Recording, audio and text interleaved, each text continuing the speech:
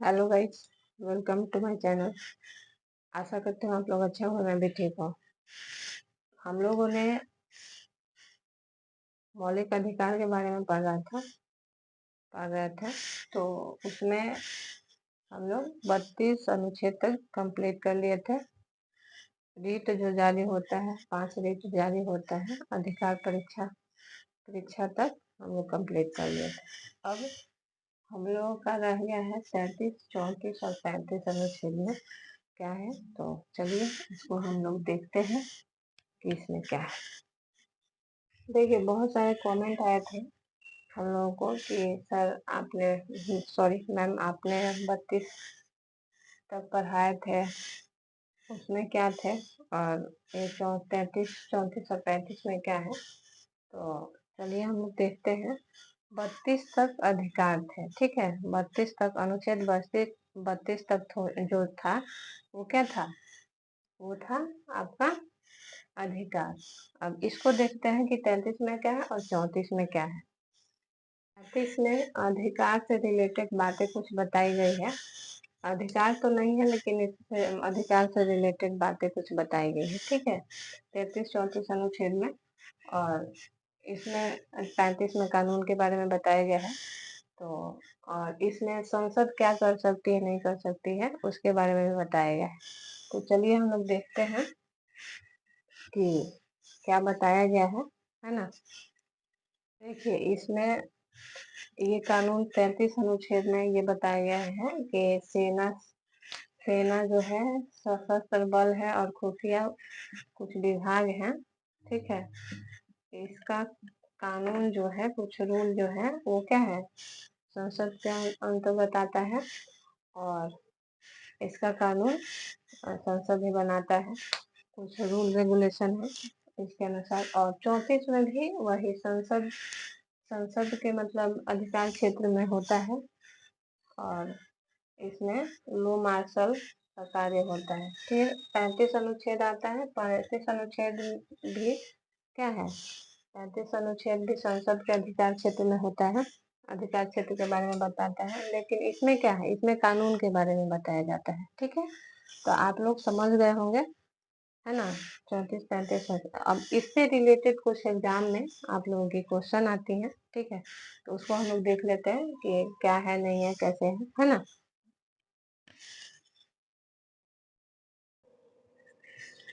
Hello guys, हम लोग का अनुच्छेद 35 तक तो कंप्लीट हो गया था, लेकिन कुछ ऑब्जेक्टिव पूछे जाते हैं एग्जाम में, उससे रिलेटेड कुछ क्वेश्चन हम लोग कर लेते हैं कि क्या क्या पूछे जाते हैं। तो देखिए, अनुच्छेद 352, ठीक है। अनुच्छेद 352 के अंतर्गत राष्ट्रीय आपातकाल लागू होता है, ठीक है। राष्ट्रीय आपातकाल लागू होता है 352 अनुच्छेद के अंतर्गत। उसके बाद से ये जो अधिकार है, जैसे कि 19 अनुच्छेद 20 और 21 जो अनुच्छेद है, इसके अंतर्गत जो भी अधिकार आते हैं उसको निरस्त किया जा सकता है, ठीक है।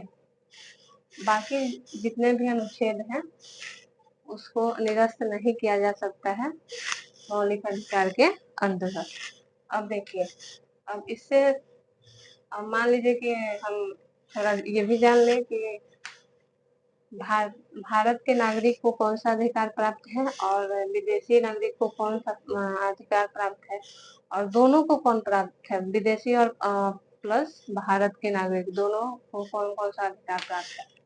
तो हम लोग देखेंगे कि केवल भारतीय नागरिक को, ठीक है, अनुच्छेद 15, 16, 19 और 29 और 30। अब इसके अंतर्गत मान लीजिए कि अनुच्छेद 15 और 16 के अंतर्गत कौन सा अधिकार आता है, 19 और 29, 30 जो है उसके अंतर्गत कौन कौन सा अधिकार आता है। तो एक एक करके हम लोग क्या करेंगे, देख लेंगे। तो यहाँ पे 15 और 16 में हम लोग पढ़े हुए थे, आप लोग याद करिए पिछले क्लास में, कि समता का अधिकार आता है, ठीक है। अनुच्छेद 19 में क्या था है, स्वतंत्रता का अधिकार हम लोग पढ़े थे, स्वतंत्रता के अधिकार के बारे में हम लोग पढ़े थे। और 29 और 30 में अल्पसंख्यकों की अधिकार अधिकार में जैसे शिक्षा का अधिकार क्या है, तो उसमें हम लोग पढ़े हुए थे कि निःशुल्क जो भी होगा आपका पढ़ाई 14 से 6 से 14 साल के बच्चे को निःशुल्क शिक्षा प्राप्त करना 29 और 30 में पढ़े थे। आप लोग पीछे जाके याद करिए। और देखिए उसके बाद से हम लोग थोड़ा ये भी जानेंगे कि मान लीजिए भारतीय नागरिक को कौन सा अधिकार प्राप्त है और प्लस विदेशी नागरिक दोनों को वो कौन सा अधिकार है जिसको जो कि प्राप्त है।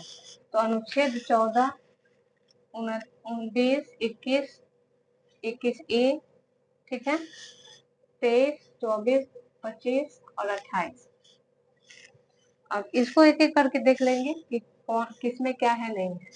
तो अनुच्छेद 14 जो था उसमें समानता का समता का अधिकार या समानता का अधिकार दोनों बोले तो सेम, ठीक है, हम लोग पढ़े थे।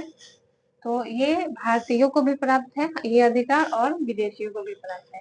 फिर हम देखेंगे 20, 21, 21E स्वतंत्रता के अधिकार के अंतर्गत हम लोग पढ़े हुए थे। तो ये भी अधिकार जो है स्वतंत्रता का अधिकार ये भारतीयों को भी प्राप्त है और विदेशियों को भी प्राप्त है। अब देखें अनुच्छेद 23 और 24 में कौन सा अधिकार प्राप्त है, तो ये था शोषण के विरुद्ध अधिकार, ठीक है।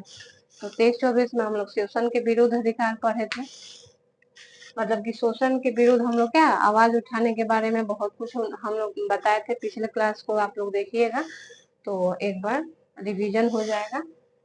और उसके बाद अनुच्छेद 25 से 28 तक धार्मिक स्वतंत्रता के बारे में हम लोग पढ़े थे। तो 25 से 28 तक धार्मिक स्वतंत्रता के अधिकार के बारे में बताया गया है।